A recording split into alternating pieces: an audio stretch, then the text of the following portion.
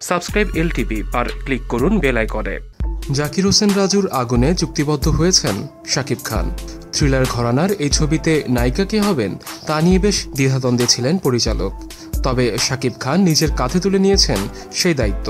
কলকাতার নুসরাত জাহানকে জুটি হিসেবে পছন্দ করেছেন।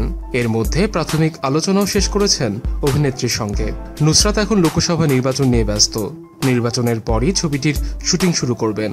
আগুনের জন্য নুসরাতকে পছন্দ করার কারণ হিসেবে শাকিব বলেন, এর আগে আমি আর নুসরাত নাকাব ছবিতে একসঙ্গে কাজ করেছিলাম। তখন দেখেছি কাজের ব্যাপারে সে অনেক দায়িত্বশীল। সময় মতো স্পটে আসা, সহশিল্পীকে সহযোগিতা করা, শিডিউল মেনে চলা, সব গুণ আছে তার। তাছাড়া আগুনের গল্পটা দারুণ, নায়িকার চরিত্রটিও গুরুত্বপূর্ণ। সব মিলিয়ে তাই নুসরাতকে পছন্দ করেছি।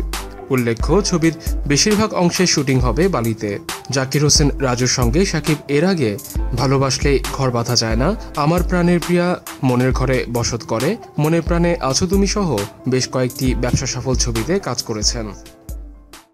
ভিডিওটি ভালো লেগে থাকলে লাইক, কমেন্ট ও সাবস্ক্রাইব করতে ভুলবেন না। ভিডিওর ডেসক্রিপশনে দেয়া আমাদের সোশ্যাল মিডিয়ার লিঙ্কগুলো ফলো করুন।